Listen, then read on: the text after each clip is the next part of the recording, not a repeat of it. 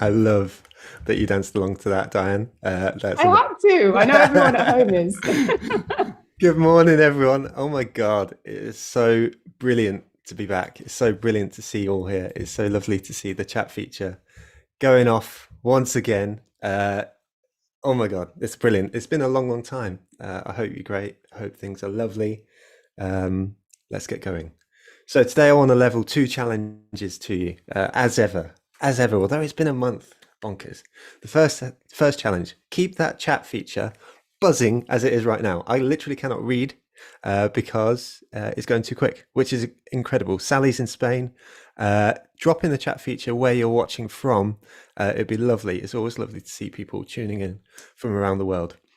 While you're doing that, don't forget to switch your chat feature to everyone so everyone can see the messages, not just Diane and I, because there's a bunch of comments coming in right now, which is phenomenal. And it would be lovely that you all can speak to each other throughout the duration of this session. So don't forget to listen, say hello, and be positively lovely throughout the duration. The second thing is that I would love this buzz, this absolute buzz that is going on right now in the chat feature to be mirrored on social, after the event, during the event, wherever. Please do share today's session wherever you can, because this is how we get to meet more lovely, lovely people, as we are doing right now, such as Stephen in God's own county, Yorkshire. So if those two challenges are good with you, then they're good with me, and let's get going. So today we have Diane Wiredu, founder of Lion Words, as our speaker. Diane is amazing. She is kind, smart as heck, and I've had a number of people, and I think this is the greatest testimony of all, get in touch with me, having seen that she was on the schedule, to say she is amazing, both from a perspective of it as a human being, but also as someone who does what she does. Customers getting out, reaching out and sort of saying she's amazing. Importantly to me, and hopefully importantly to everyone watching today, she's also a community member, which is something that gives me so much joy, to think that this is how we met through the marketing meetup, and now here she is on our sort of virtual stage speaking with all of us today. That gives me so much personal joy, and hopefully it does for you too. So in case you haven't guessed, I'm bloody delighted to have her speaking with us today, and I'm just really, really buzzing all over. My tongue Thanks, is Joe. sort What of an intro. my tongue is all over the place this morning. I'm sort of not really getting my words out quite as I want, but in a good way. Today will function as a presentation and then a Q&A. So the way to do that is that if you find the Q&A feature, which is found down below in your Zoom session, then at the end of the session, we'll have time for Q&A. If you see a question you like, make sure to give it a thumbs up, and they will be the questions that we ask first. Before we get started today, I want to say a big thank you to today's featured sponsor, who are Fiverr. Fiverr have freelancers in over 300 categories and enable you to be able to do what you do a lot quicker. Certainly that's how we use them. I outsource a lot of tasks to Fiverr, and I've found like a few absolute diamonds who every week I go back to, and it's a game changer. So do check out Fiverr. They enable us to keep on doing what we're doing, which is phenomenal. Also a big shout out also to our other sponsors. Brand new for this week are Ahrefs or Hrefs. We've also got Impression, Content Cal, Redgate, Cambridge Marketing College, Brand Recruitment, Gravity Global, and Third Light. One ask from me is that you'll get a follow-up email after today's email with the human beings behind these brands. Just drop them a quick thank you on LinkedIn. It makes the world a difference to be able to mean that we can continue bringing these sessions to you. That's my introduction done. It's fairly short and sweet, but hopefully full of love. And Diane, it's over to you.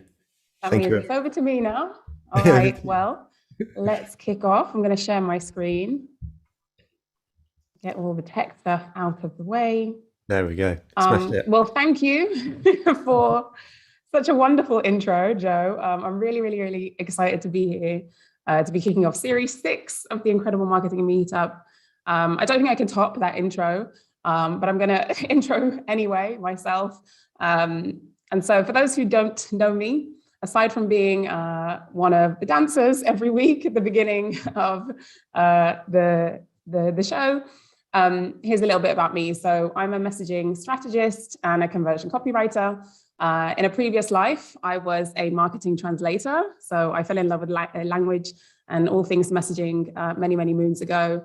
And I've been hooked ever since. So I spend a lot of time helping my clients simplify their message, helping them kind of connect better with their clients and get better results from their marketing. So today is all about how to find the right message, how you can stand out, where you even begin as well. So let's kick it off. So today I'm going to help you. We're going to look at the challenges and the fights that you're up against. I know it's early in the morning, but there is a fight that we're going to have this morning.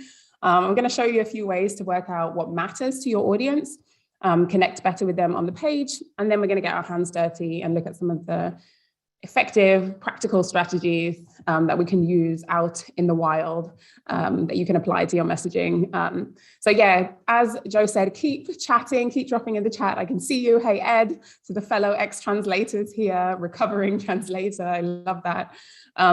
Yeah, so I love a practical talk. I hope that you can learn something that you can go away and apply, or that you just feel inspired, right? Maybe to take a different approach to your messaging. So keep that up so I can check it out and reply to you there. So it's going to be an intense ride. So when I asked Joe, when I was preparing for the talk, and I said, Joe, like, what should I do? And he said, I only give you one rule, bring all of you. And I said to him, are you sure? And he said, yes. So that's going to mean a few things for you this morning. Anyone who is planning to watch this replay on 2x speed, you will not stand a chance, okay? And gifts are my love language, so expect plenty. We're going to have a lot of fun. So a quick question for everyone in the room. When I say messaging or copywriting, like who or what comes to mind?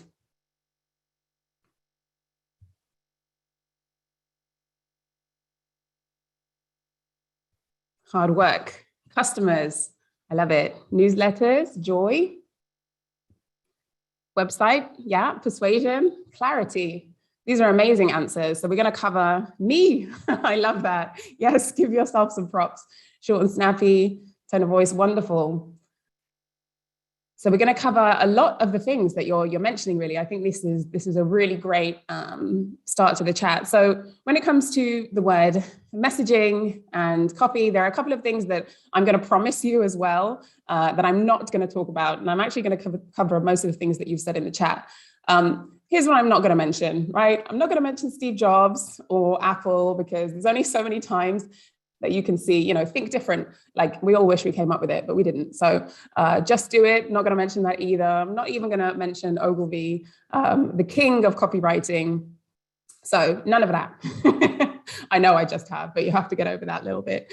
So I want to start at the heart of messaging, which is connection, right? So as marketers, our message is the most powerful tool that we have to connect, right? With people really at any level. And that's all we're trying to do. So with a few words, we can help people get it. We can help people feel an emotion, because people need to feel something in order to be compelled to take action. But there is one huge problem, and that is everyone else is trying to do the same thing. So everyone else is trying to connect with your customers as well. There have never been more brands than there are today. So this image, I'm aware it's almost impossible to read, right? And there's a reason for that. It shows the marketing tech landscape. So CRMs, email automation, project management tools, all of that kind of stuff, all the kind of lovely tools that we use every day. And in marketing tech alone, there are 8,000 different tools that are competing for your attention. Another question for all of the marketers out there that work with email, so probably a lot of you, without kind of zooming into this image, drop in the chat the name of an email service provider or an email category, the first one that comes to your mind. Okay, we've got MailChimp, Pardo, Force24. Love it, MailChimp. I'm seeing loads of MailChimp, Klaviyo, EngageBay. There's a number, so Dynamics, wonderful. So I could ask you maybe to name as many as you possibly could, but all of those names coming up, there are some that keep coming up over and over again. There were about 10 to 20 MailChimp. There were loads of MailerLite, loads of ConvertKit, and probably in a room of about 300 of us, maybe we came up with 20 or so, I think, giving us a little bit extra, a bit of leeway. But here's the thing. On Capterra, there are 479 results for email service providers. And on G2, there are 740. So I don't know the discrepancy, and there are probably a lot more that people are building and that aren't even online yet. So, and we all came up with about 20. So when every single market is crowded, stopping people in their tracks and cutting through the noise becomes essential to business survival. So we're fighting, right? We're fighting, and we have three enemies. We need to use our message to fight. Obviously, our messaging cannot do everything, but it does pack a powerful punch. So I'm going to walk you through these enemies. Number one, we are fighting sameness. If we don't say anything memorable, then you risk sounding exactly like everyone else and just blending into the crowd. Your customers won't notice or think of you, and so you have to stay top of mind to survive. So saying the exact same phrases and being a bit lazy with our messaging is going to not leave us on top. The second thing that we're fighting is boringness, right? I don't think it's a word, so I just put it in brackets. If we don't say anything interesting, right? If we use vague, abstract words that don't really have any meaning, then you risk being forgotten. Your customers will not be able to connect with you on a deeper level or a more specific level, or will bore them to death. And I do believe that death by messaging is a thing, right? It's happened to me before.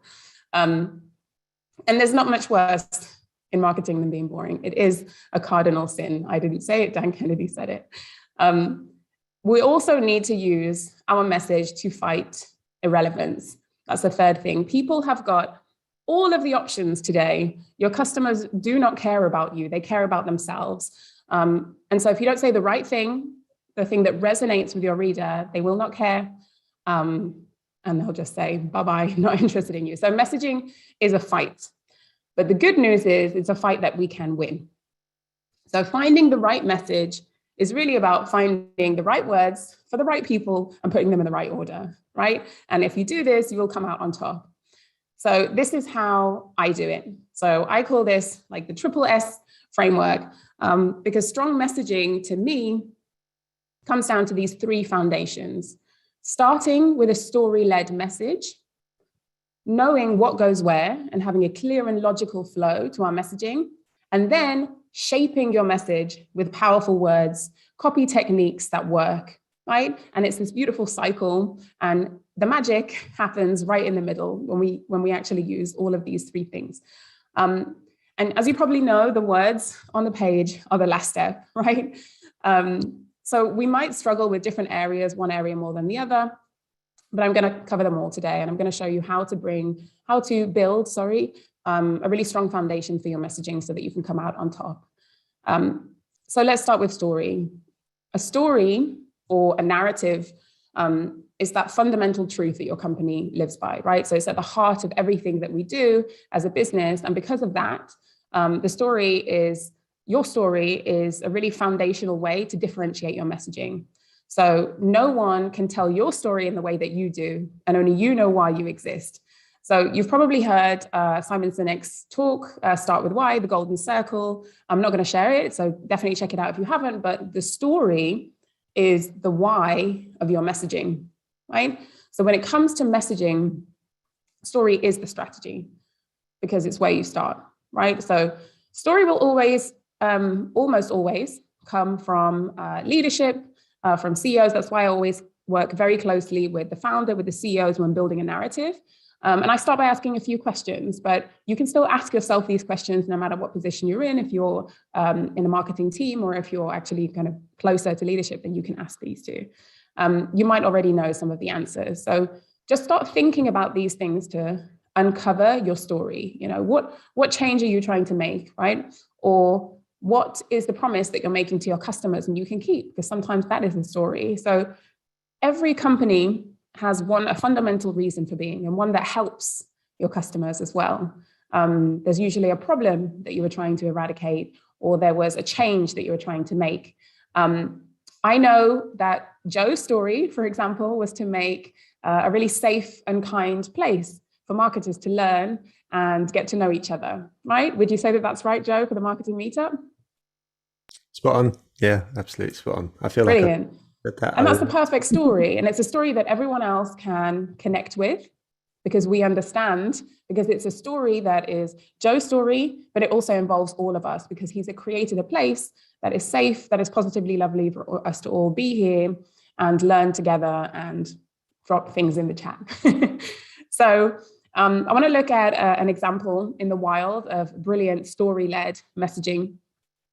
So let's look at the example of Patagonia. So Patagonia is an outdoor clothing store that they've become so much more than that.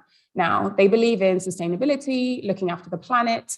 And at Christmas this year, 2021, they changed their homepage headline to Give a Damn.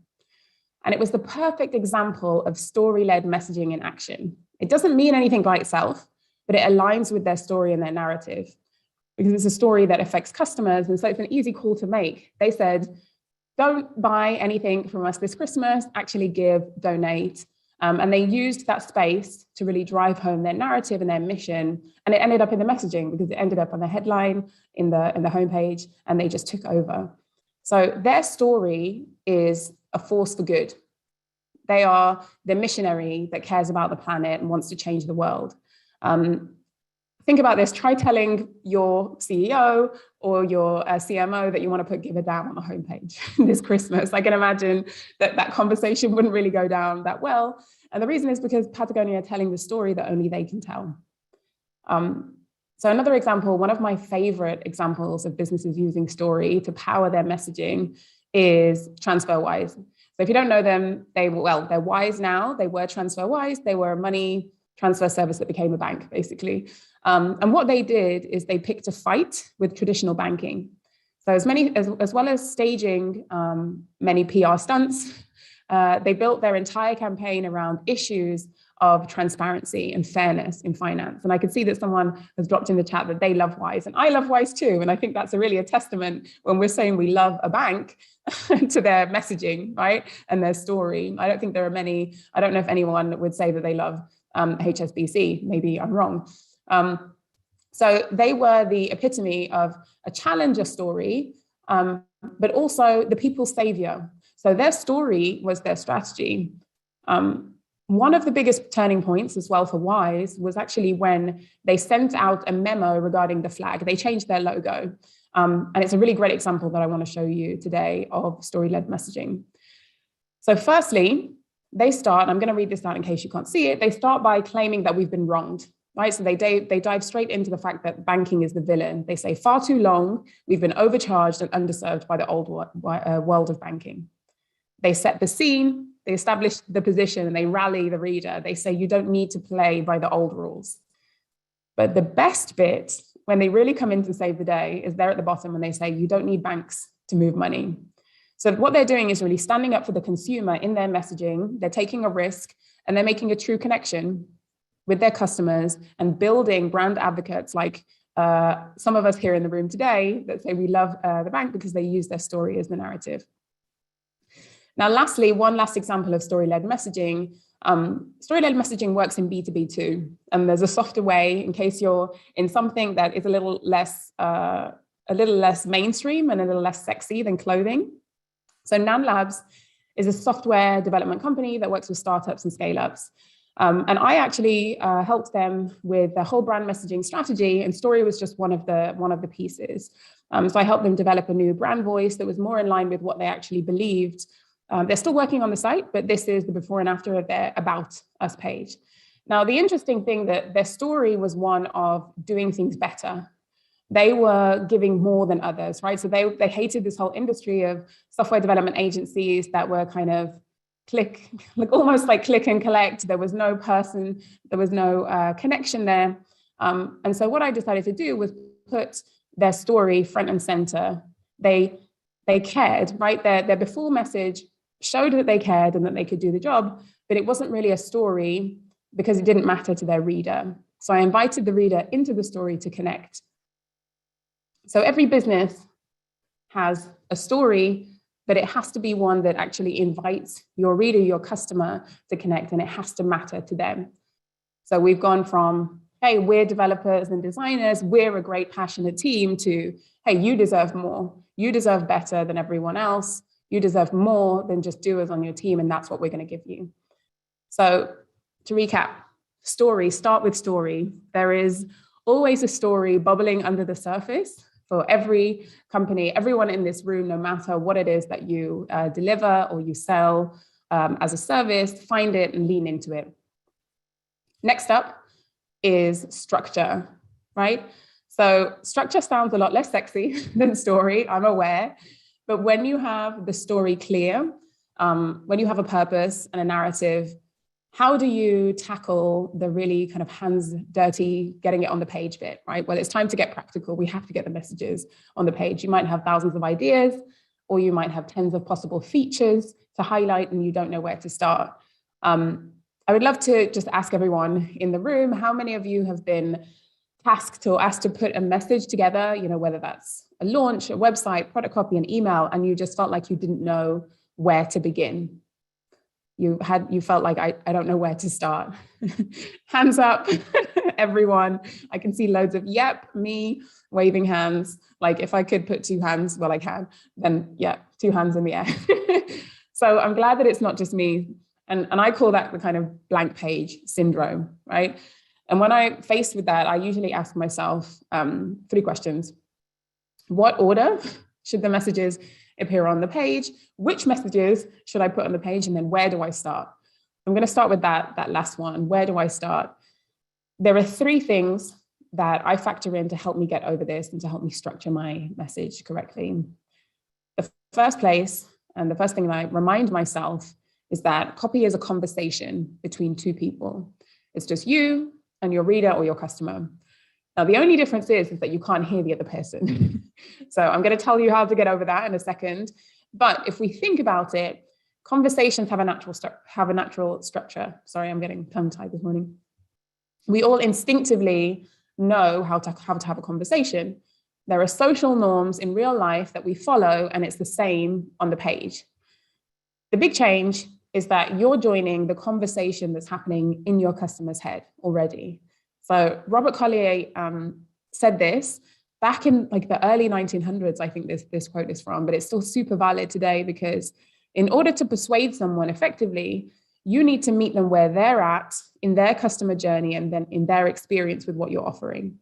So how do you do that? Well, that's when I move to step 2, making sure that you know your customer. And I mean really know your customer, right?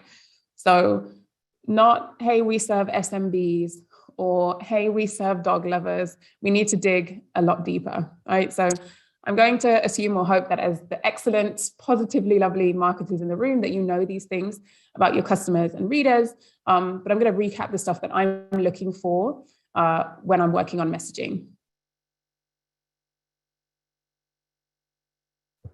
So the first thing, we need to know their pain points, right? So, and that's the bleeding neck pain, like the thing that they're really, really struggling with. When we say needs, we're looking for the thing that they really want, whatever it is that they're trying to achieve. And with desires, that's the future version of themselves that they want to become. So we have to think of that big picture outcome, right? And these two are different, to me at least. If I think maybe I need a watch, but really what I want is to be a symbol of elegance and style, right? So sometimes there is definitely a difference between what we need and what we really desire. Maybe I need to learn messaging and copywriting so that I can write better, faster, product copy, more compelling messaging. But maybe I just really want to be the best marketer in the room. I want to be the one that people come to and ask questions. We also need to know their fears and doubts that our customers have. So what's stopping them from taking action? And arguably, the most important thing to know is the triggers for our customers, because we all have pains, we all have needs, but often we don't take action until we're forced to. So what's the catalyst, right? What is the thing that lights a fire under their butt so that our customers get up off the seat and take action? So sometimes this takes a little bit of digging to really think, what is the action that always happens before people come to us and before they engage with our service or our product?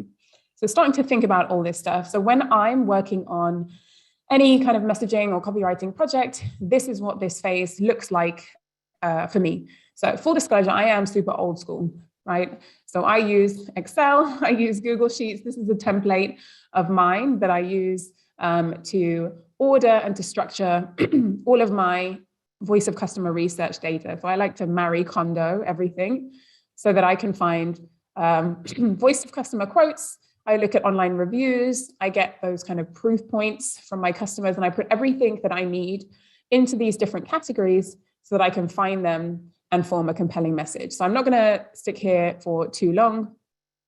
I know there are a lot of research tools out there. Whatever that looks like for you, just make sure you know your customer. Now, I want to bust a little myth here really quickly.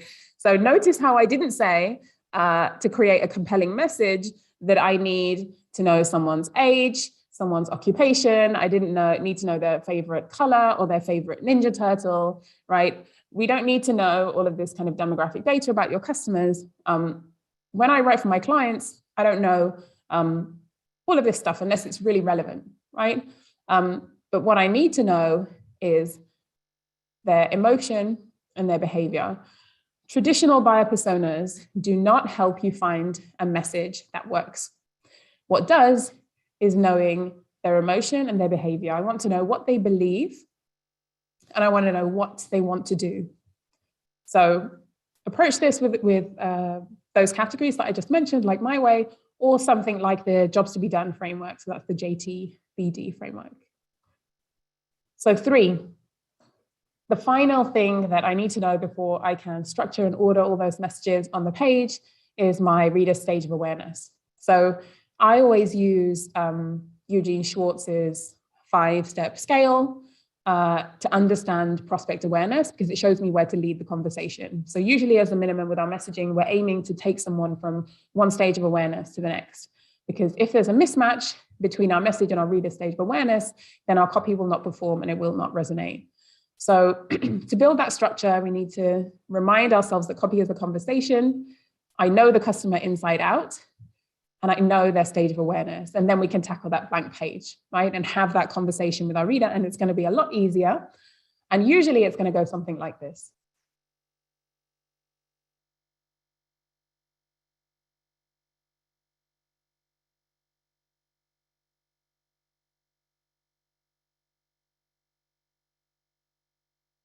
So here are the questions that your prospect is thinking when they land on a page, right? They're usually thinking something along the lines of, well, who are you and what can you do? What can you do for me? What's in it for me? Can I trust you? And there are a series of questions that people are asking before they get to the end, which is, okay, what should I do next? And how can I take action? And this is a rough structure, so it's not set in stone, but by answering each one of these questions, it will give us that rough order of messages and how to lay them out on the page. So let's have that conversation. Let's dive in.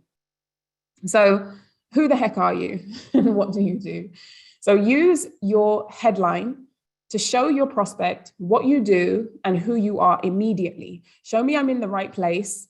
And it could be calling out your product or your service or showing me a core benefit.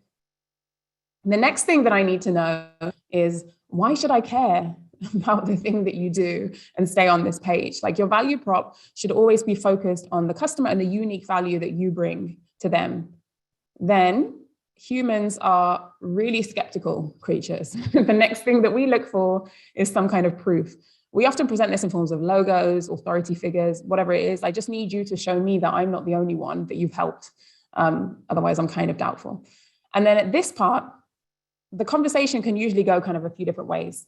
It will depend on your reader stage of awareness and the type of service that you're offering, but we can either start getting into the how-to, or we can start getting into, okay, you need a bit more information. All right, so I'm going to show you how this really helps you.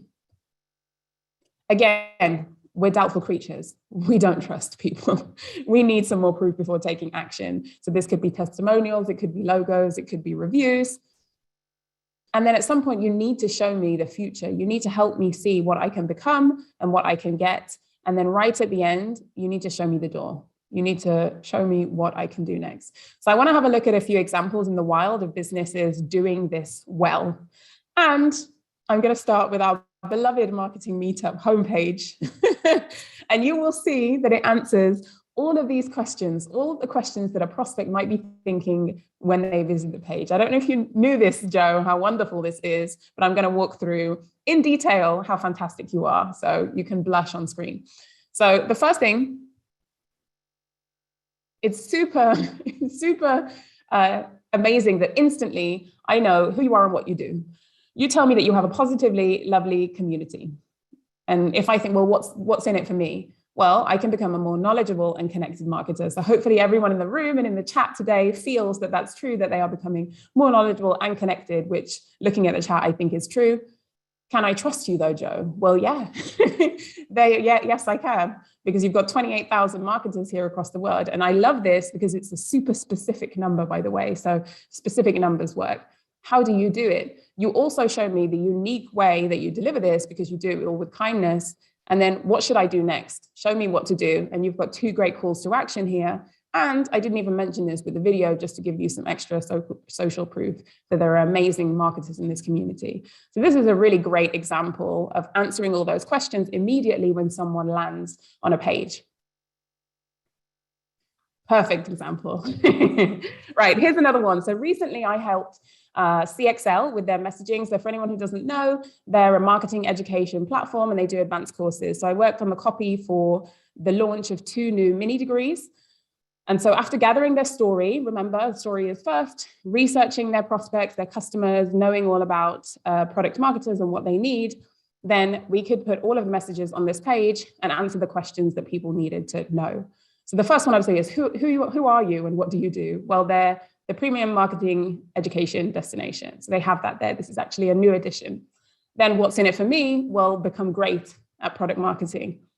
Then this page kind of skips a little bit ahead at why should I care? What do I walk away with?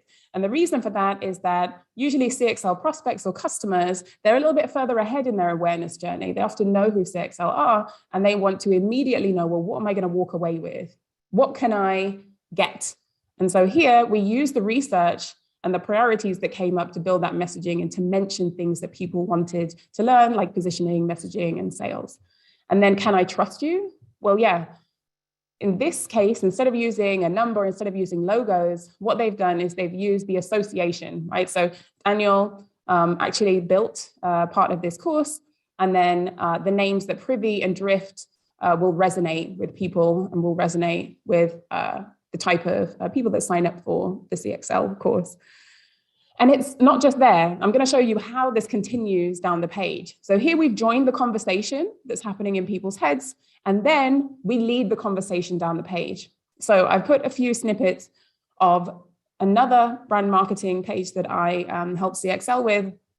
And you can see that the messaging moves through, well, why should I care? Well, I start mentioning that you need to care because if you don't have a brand, then what is your company saying for you? How can you stand out, right? I also mentioned what's at stake and what matters to you. So any marketer reading this will think, okay, hey, actually, we really do need to work on our brand marketing. Show me extra social proof. We have another video here. And then further down at the page, right at the end, we highlight what you're going to walk away with and why I should believe you. So kind of social proof and the instructors and their credentials. So there we can see that focusing on structure is step number 2 in our framework, right? So it's that crucial second layer that will help you find the right message.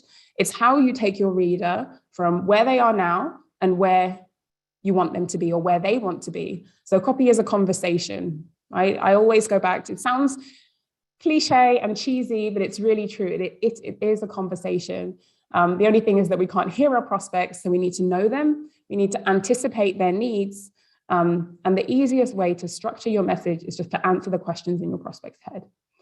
So now for the really fun bit, right? So step 3, shaping our message. So this is where we get to play around with the words on the page and shape and define our message.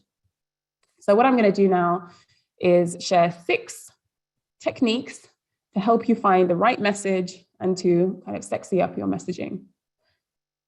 Number 1, use unexpected words in your copy.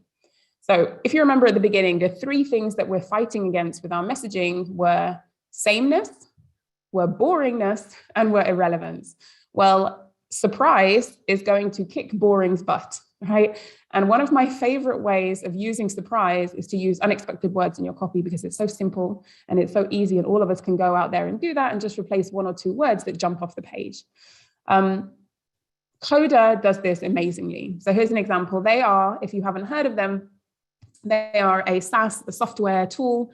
They are a doc meets a sheet meets a collaboration tool. And they use surprise brilliantly on their homepage, Hero, to make you sit up and pay attention. It's funny, it's smart, you're not going to fall asleep when you land on this homepage. You're not going to fall victim to death by messaging. And I can see that people in the chat are loving this and laughing as well. And that's great because it's making you feel engaged with their message. It also has a story behind it because it's picking a fight with the old way of doing things, with the trusty old spreadsheet. So Coda are brilliant. I want to show you another example actually and look at this at a sentence level. So here's another example in their product copy. So Coda could have said, no more switching between documents and spreadsheets, or no more jumping around. But what they decided to do is say, no more ping-ponging between documents. It stands out, it grabs your attention, and it's unexpected. So use elements of surprise to keep your customers engaged with your messaging and to keep them on their toes. Now, number 2, sometimes less is more. Full stop. You cannot own one message if you are shoving 5 messages down our throats, right? We all have a lot to say and we all want to say it all, but try to narrow it down sometimes and see if it makes your message more powerful. Adjectives often come in 3s. And I think we all do this as marketers, which can work every now and then because we all know the famous rule of 3, the power of 3, it does work. But sometimes with our messaging, it's just too much to digest because which one is it? If I land on this page and then I remove it, which adjective are you going to remember when you leave? What's the one thing that you can say, that you want to say, and that you want people to remember about your products? So log entries goes all in on speed, which I love. So that's the priority for their audience. And they've decided we are the fastest way. We are not everything else. I created this before copy, by the way. So I just wanted to clarify that for everyone. This wasn't originally on the page, but this is just to show you how much more effective it is when you do less. Just as a side note, this is also why I hate scrolling headers on homepages, because you can't control the message that your prospect sees when they land if you're trying to scroll many messages. You're trying to kill like 5 birds with 1 stone. So stop sitting on the fence with your messaging because the only thing that you will get is splinters. So number 3, people want to see themselves in your messaging because when they see themselves, they believe in the story, they believe in the brand, and they believe in the product, and they can see the transformation that you deliver. So have you ever noticed that when you go to a restaurant, the waiting staff repeat your order back to you? I don't know if this has happened to everyone here at some point. I used to think that this was just to make sure that they got my order right, which was fine by me because I was like, yeah, cool, give me my pizza. As long as you get it right, I don't care. But it turns out it's not the only reason. So there was a behavioral scientist in Holland, Rick van Baren, his name, that led a study that showed when servers repeated a food order back to their customers, their tips increased by 68%. And then not only that, their tips were actually close to double of the servers who didn't repeat the order, right? So this is another reason to repeat messages back to people, because as customers, we want to feel heard, we want to feel seen, we connect more with people who sound like us, even without realizing it, and we're more generous. So this is why we use mimicry in our copy, and this is why I'm giving you permission to be a copycat copy. So I can hear the question, so what was the reference? So this study was done by Rick van Baren in Holland, behavioral scientist. So here's an example of one way to use your customers' words is just to literally steal them. So this is where customer research comes into play. So I worked on this project with a self-tanning brand. And while I was mining online reviews, one particular product review on the brand's website really stood out to me, and that's this one, the patchiness and the horrible dirty look. And I thought that was really interesting phrasing. So I went off and checked Amazon, I checked forums to validate this. And then it came up again and again. I spotted that other people were saying, oh, the dirty look. But very few brands were using this in their marketing. So I swiped the phrasing directly from the customer, almost verbatim, and then I worked that into the product copy so that customers would know when they land there that we get it. We speak your language, we understand your pains, and this is a solution to one of those pains. So that's how you can be a copycat.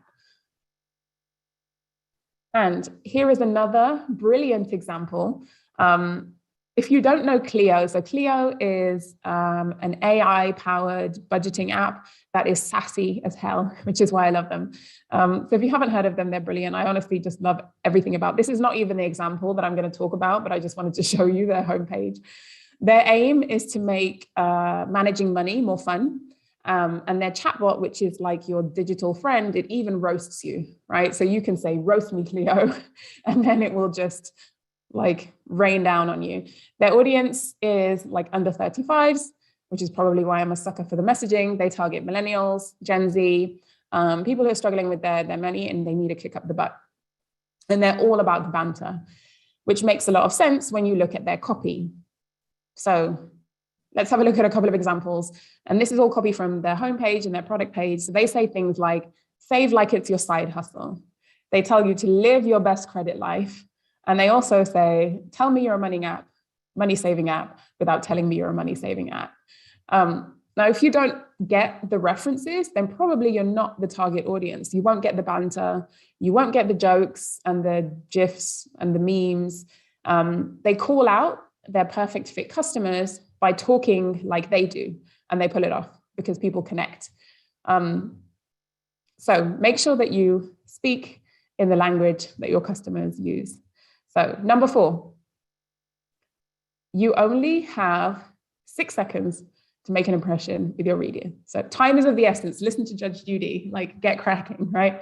You have 6 seconds to make an impression. Some studies say 5. In advertising, there are other studies that say you have 2 seconds. Honestly, when I'm scrolling on LinkedIn, I think I give people like 0.02 seconds sometimes. Like our attention spans are dying, basically. So you need to get to the point. Remember, we are fighting for attention. We're fighting for connection. So the faster that we can make that connection, the better. So shaping your message at a sentence level will help you. So what does that look like? We need to cut the clutter and be ruthless. So imagine you're like an evil Edward Scissorhands, right? Just chop some of those words out. So in this imaginary before copy, I think I didn't put the reference here, but the company here is Nate. The message is still there, but the message is buried, it's cluttered, right? So a lot of companies say, with our solution, you will. With this company, you can do all these things. But actually, what Nate does is they skip the clutter and they get straight to the point. Last up. No, second to last. I can't count. 5 of 6. Remember, we talked about connection. Well, connection is a lot easier one-to-one, right? Not 1 to 250,000 people. So write to one person, not to a huge group of people. Doing so makes it so much easier to be direct, to be really targeted with our messaging, and to be super specific. Now, I'm cheating a little bit with this point because the rule of 1, or the idea of going narrow, is so much bigger, than just the words on the page, right? Because it really does start with your positioning. And Seth Godin, who, when he was talking about narrowing your market down in brilliant book, This is Marketing, which I'm sure many of you have read, he said to kind of forget that blue ocean strategy and look for a swimming pool. Well, I'm sorry, Seth. I do love Seth Godin, I'm sorry, but I think if you are a startup, if you're a small, scrappy company, you're trying to grow, you need to go further than finding a swimming pool, and you need to find a paddling pool. Okay, so we are fighting, remember, we're fighting boringness, we're fighting sameness, and we're fighting irrelevance. So you cannot do this when you're a tiny fish swimming in the Atlantic Ocean. Remember at the beginning, I asked you to mention a few, an email service provider. There are 740, and we came up with 20. So because everyone is trying to fight the same fights and trying to appeal to everyone. If you want to be the email marketing solution for everyone, it's not really going to work because we already have quite a few of those. So in marketing, you need to go small to go big. Now, so far, I haven't really called out any quote unquote bad copy so far. I've been quite positively lovely because that's what Joe likes to be, but I'm going to break that streak with this one. There's just one example where I'm going to show you what not to do. So I'm going to have to call someone out. So sorry if you work for this company, but I saw this website recently, Robly, I think they are email marketing, and they instantly break that rule of one. They're super generic messaging. They say they're for everyone. So firstly, I don't know if I'm everyone. And if you are for everyone, what makes me feel special? How do I feel seen, heard, and understood? What will make me stay on this page and ask that next question in my head? Remember the list of questions that we saw, that first question, who are you? What do you do for me? If you don't answer what you do for me, I'm not going to keep reading, I'm going to bounce. So after everything that we've all learned today, hopefully we could all go and have a stab at shaping this into something a little bit stronger. Don't tell them though. All right, next one, number 6. The last one is play it on repeat. My last tip to shape your message is actually less about shaping, and it's more about what you do when you have actually shaped your message. So simple messaging is easy to repeat and it's easy to remember. So when you find a message that sticks, say it over and over and over again. I hope that you all have this song in your head. I hope you all have Gangnam Style in your head. I thought about putting Baby Shark on the screen, but now I'm just going to tell you so you have these competing images. So here's a quiz for you, right? Just the last thing that I'm going to ask you today. Feel free to drop these in the chat. I'm guessing we're a fairly UK heavy audience, but who can finish these sentences? Right, washing machines live longer with, yeah, I can already see someone. Look, we've already got all of those answers. This is brilliant. And there's a reason for that, right? There's a reason because these messages have stuck because they have said them over and over and over and over again. Now, there's an urban legend, which is not because it's not really based on science, that your audience needs to hear an advertising message at least 7 times before it sticks. I don't think it's ever been backed up. The number can actually range anywhere from like 6 times up to 20 or even more. So the point is repetition works because once it does, boy, it sticks for a long time. And this isn't just an advertising thing. And it's not just business to consumer brands with huge budgets before you feel like this doesn't apply to you. This can apply to the small brands, to the personal brands, to the local businesses as well. Now, the last example I want to show you is Ross Simmons, who is the CEO of Foundation Inc., which is a content marketing agency. And like many founders, he's the face of the brand. He's the face of the company. And he talks about content marketing and content distribution a lot. So these are some of his LinkedIn posts, and he tweets a lot as well. Now, his core message is create once, distribute forever. And I could tell you that. And if you know him, you will know it because he repeats it over and over again.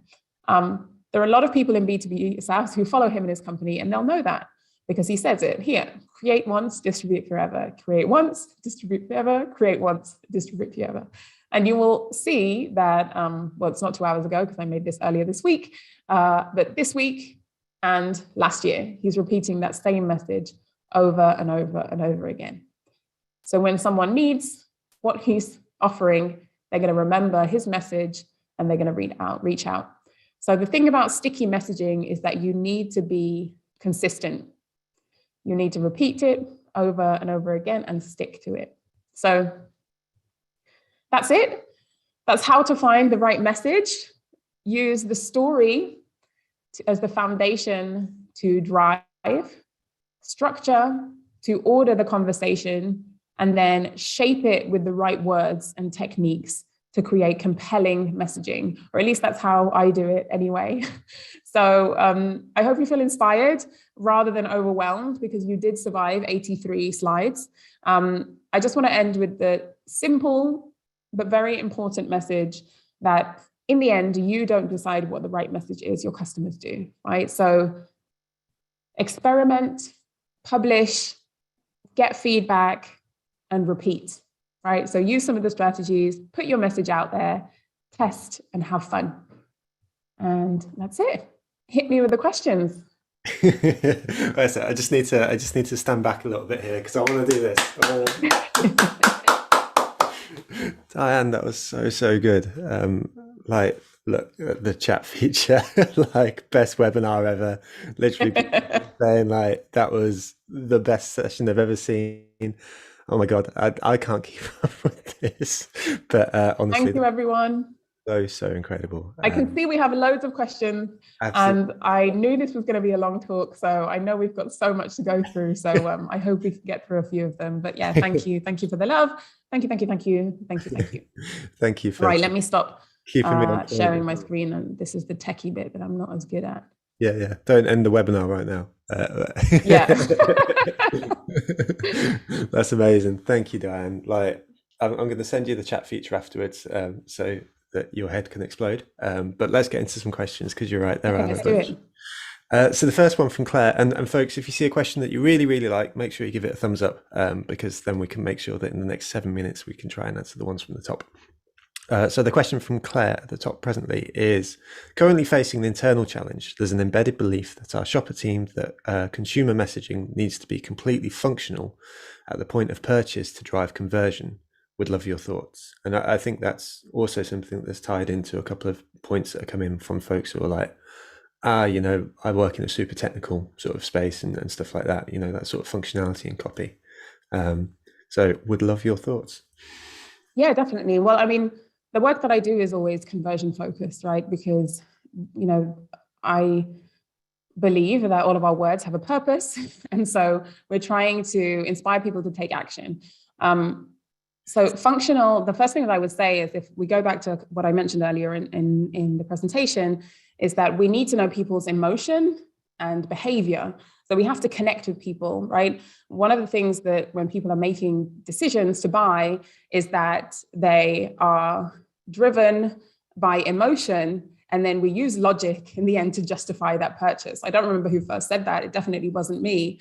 So the only thing that I would say is that emotional behavior and biopsychology informs every single purchase, right? So it's not just the luxury items, and it's not just the software we use, even on a functional basis. Why do you buy Andrex over toilet paper over another brand? So even the basic functional things are still driven by emotion. So yeah, it's a tricky one, I would say, facing an internal challenge. And the ironic thing is that you could show the stats and you can show the studies to this person that you're trying to win over, but stats don't always work. Sometimes it's the emotion. I would say just test. I would say test the messaging. One of the quickest ways to find out is to experiment with the messaging and actually try and see which one comes out on top. But yeah, purely functional messaging is just one point that we need to cover throughout that hierarchy. If you go back to what I mentioned earlier, we need some kind of emotion. We need to know why we trust you. Customers are asking for different questions, and the functional question of how does this work is just one of 10 questions that your customers are asking.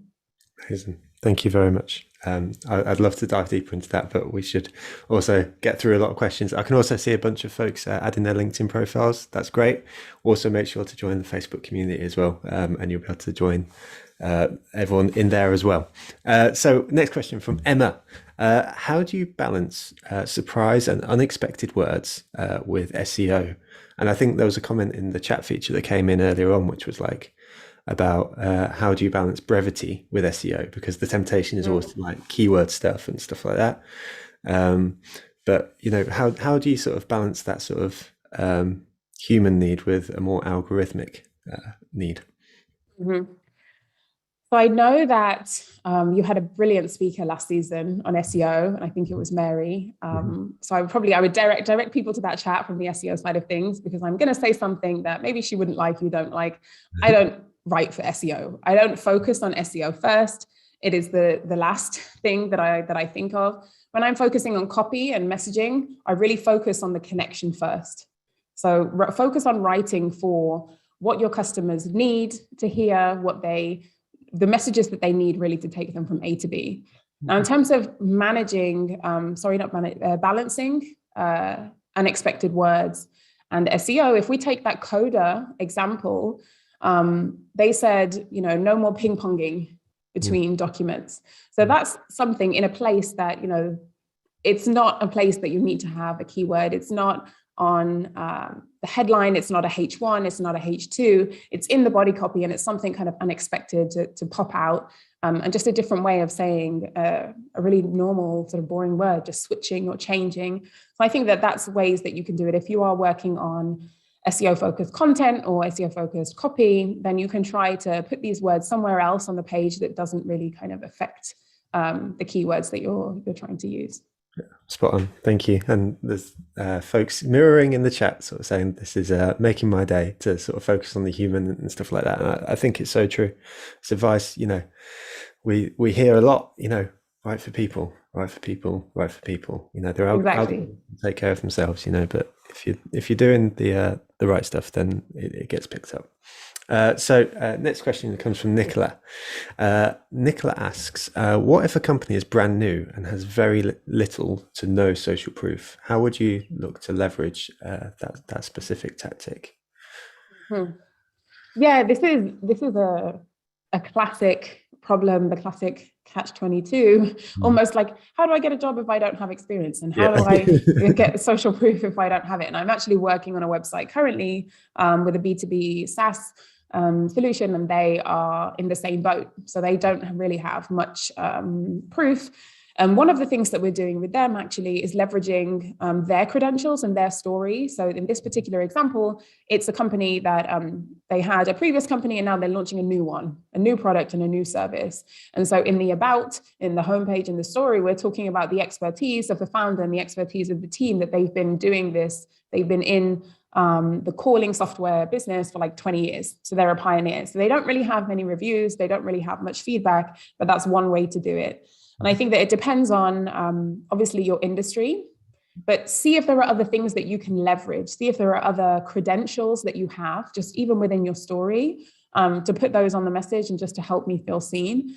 And then the other thing, just more from a kind of tactical marketing perspective, is just kind of running a beta, like running a launch just to get those first few customers. And I know that I work a lot in the B2B and the software world, and this is a classic thing that everyone does, is you just get a few of those customers, you test just so you can get that first testimonial, that first bit of feedback, not only to improve the product, but also to use that messaging on the page. But see if there is anything else that you have.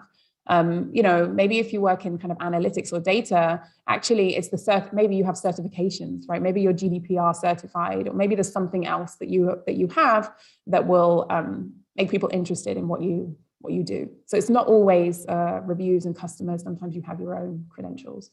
I love it. Absolutely love it. I can't believe how quick this hour has gone. I know, I know. The time has just flown by. So I'm so sorry. If we can save some of the questions, then I'll try and answer them over on LinkedIn or Twitter as well. But I can answer a few more. I don't know if you ever go over, to be honest. Yeah. Well, I'm happy to go over if you're happy to go over, Diane. Yeah, let's do it. Let's do it then. That's fine by me. If anyone can stay, then we can work through a couple more questions. Well, there is still 3/4 of folks from the beginning of the session that are still here right now after the promised hour. So I think we're doing all right. So the next one comes from Joanne then. And I think this was largely covered earlier in your presentation with the questions that you ask yourself, but I'd love to sort of go over it again because it was brilliant. And the question from Joanne is, do you have any tips for getting to the bottom of a story? I've just joined a company with no marketing and they try to be all things to all people. So I think it was the questions you're asking earlier on with that slide with the final. Yeah. So if this person is here, what was their name? Joanne? Yes. Joanne. So I would ask, do you have access to the founder is my first question. Do you have access to the founding team or someone in leadership? Because really that's the easiest way, and that's what I do. Great, I can see I do, yes, perfect. So you need to grab that person and you need to present you need to kind of present why, narrative and story is something so important to narrow down. I mean, there are so many other examples. I didn't put this in the chat, but there's one example, DocSend. I don't know if you know this software. So it's a tool to send presentations and proposals to people, and then you can track them, right? So DocSend, what they did is they have a sales deck, and they changed their sales deck to include more storytelling elements, more about their story. And they saw like a 50, I think it was a 50 plus, or just remember, this is what happens when you don't learn statistics, but let's say 50 or 60% increase in people reading all the way to the end of that proposal, all the way to the end of that sales deck, because they put their story right in the beginning instead of just focusing on stats and focusing on statistics. So I think that it's a lot easier now to kind of sell story and narrative to leadership.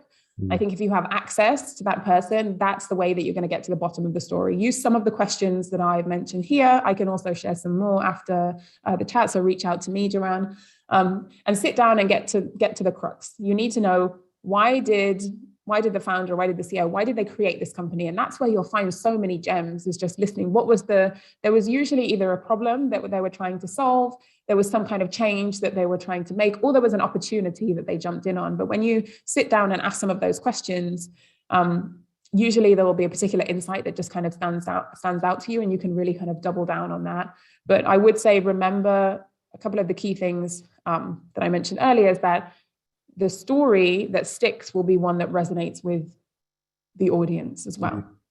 So it can't just be this I wanted to change the world. Yeah. Maybe not. But Joe's story, for example, was one that affected everyone else. Joe's story was, there were no marketing meetup. There were no meetups where people weren't selling themselves, that it didn't feel icky. So I created a space that I could enjoy, and then you also can enjoy as well. So I would start by getting close to them, asking all of these questions, and then seeing out of that story and out of what they've said, what connects most with your customer. Nice. Thank you for that. And I really, really, really appreciate that last little bit there as well. Sort of saying about, it's the story that matters to the customer. Because the question I had in my head while I was watching that was like, if I tell my story, does it feel like really egotistical, or, is it very inward focused? And like, does anyone care? And you see it all the time with like agency websites. I don't mean to pick on agencies, but they sort of say, we do this and we do that and stuff like that. And like, it's like, nobody cares. Yeah. And actually the fact that you sort of just added that a little bit there, sort of saying about, it's the story that matters to the customer.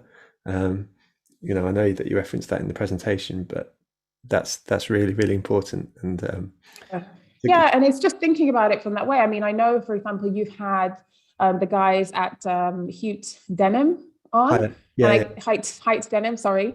And theirs is a story that it sounds self-indulgent. If you say, hey, we do one thing well, we make jeans, it sounds like a me story, but it isn't, because it benefits you, the customer. And that's all it is finding the thing that you do, but when your customers hear it, they know that there's a benefit to them. We do one thing well, we only do one thing, we only make jeans, we don't do anything else. And that is so that you guys have the best possible pair of jeans. We're not being distracted by other things. And so I think that's what we need to look for in the story, is what's that key thing that when you talk about it, that everyone else can jump behind and say, cool, I get it. I love that. I really, really love that. Thank you. That's perfect. It's so good. That's really, really great. Thank you. We'll continue. We'll maybe do a couple of questions, if that's all right. Yeah, go for it. So we'll take one from Charlotte. Charlotte says, how do you get senior leadership on board with customer first messaging if they're reluctant to change what's always been? I think it's difficult for, no doubt, a lot of people out there. Yeah, this is a really, really tricky question. I think, it's one of those things where it's like show, don't tell. Firstly, if you don't have to get them on board, and if you can just do it. But I would say, if you're not creating messaging that is customer first, then what messaging what are you creating? It's just, your customer has to be at the heart, because that's why your business exists. We exist to help people. And if I go back to one of those 6 tips that I mentioned, which was using our customers' words, you can see there is specific scientific reason for putting our customers on the page, because if they don't see themselves and they don't feel seen, then they won't take action, right? We zone out to messaging that is just all about us. So I would say probably start with the research. Research is usually my answer to pretty much everything. It's a bit boring, but it's true. If you already have done customer research, go and check that, but go get on the phone with your customers, set up interviews, and not just interviews where you're asking about the product, but really dig for messaging, dig for their beliefs, dig for the things that they say. How do they talk about your product and how are you talking currently? Because they should align. And if there's a mismatch, then that's where you need to change your messaging. Right? Usually great messaging, one way of knowing that messaging really works is when it's reflected back in the way that customers and the way that readers or your audience speak about what you do. And if there's really a mismatch, that's where you can kind of push and say, hey, we need to go with customer first messaging because they're not being reflected and they're not being seen. And the feedback is that they're saying something different. So yeah, I would kind of start with, I would start with research. I would start with getting on the phone, hearing the things that they say, what they need, and then starting from there to kind of shift your messaging so that it's more focused on the customer. I love that. Thank you, Diane. It kind of reminds me of a story. So from time to time, I give a talk about building communities, and so the first question I always ask folks is, how does a community feel to you? And the words they come back with are like warm, fuzzy, giving, a support network and stuff like that. And then, you flip the narrative and you say, okay, so what happens when corporates use the word community? And they're like, taking, selling, and stuff like that. And it's like, why are we taking this word community? And as soon as we step into the corporate environment, try and give it a different meaning. When you're trying to build a community, whether it's in a corporate environment or in our personal lives, they're the same thing. So, if there's a way to sort of display a similar sort of thing to your senior leadership team, which is, look, here are 10 websites that are absolutely amazing that sort of sell on a human level. And, here's ours, or here's 10 that sort of sell on a technical level. Which are the ones that you like, and, they're humans too, and they'll get it, and exactly. Yeah. And I mean, to Charlotte's question as well, I would also say, if your messaging isn't customer led, customer first, and if it isn't focusing on addressing your customers' needs, where has it come from? Like, are you being informed by your competitors? Because that was one of the things that we're fighting against, right? We're fighting against being the same. We're fighting against being boring. Yes. And if your whole strategy is actually looking at competitors and seeing what they're doing, then you're kind of playing the wrong game, because you're just going to end up in, it's like this differentiation vicious cycle where no one differentiates because you're all copying each other. So the best messaging starts with your customers and how you can best serve them, and then kind of take it from there. Amazing. Such a good point. Love it. We'll go for this last one. And sure, let's go for it. I'm going to go for the question from Sarah, because I think we've asked a similar one from the one from Saskia before. So Sarah asks, when you are a company with many parts, so many different audiences, but one website, how do you narrow down to one clear message for one person?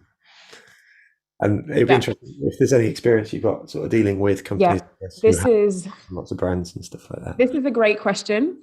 And it's the reason why homepages can never be as effective as other places. So I didn't mention this during the talk, but I mean, this kind of that structure, that hierarchy that I walked through, places like landing pages, for example, for a specific product or a launch, it's always so much easier to be really targeted, right? Because we're in control of the message that the person saw before they land.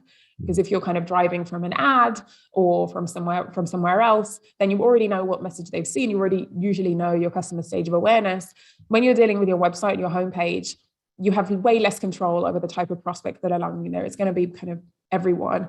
So to some extent, all homepages have to be a little bit of everything for everyone, because you're trying to cater to everyone. What you can do is cater to the majority of the type of customers that are really going to connect. So the people who are going to buy, you're more the prospects that are more likely to convert, right? And so if you've got different ICPs, at some point you will have to narrow down more to one than the other. and then have that messaging somewhere that leads the other people so that they know there is still something there for them. I mean, it happens kind of all the time right now. I'm working on messaging for a software client. They have three. They have like they serve recruitment teams and also sales teams and customer service teams.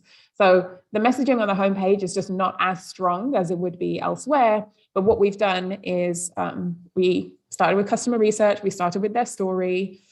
We really knew all of their pains, and then we picked out which pain, which need was the strongest across all of the customer groups.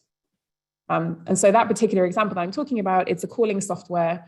And it was really the idea of kind of like productivity. So sales teams, they wanted to make sales. It's all about volume. It's all about numbers, but that stuff doesn't apply to the other teams that this software is catering for.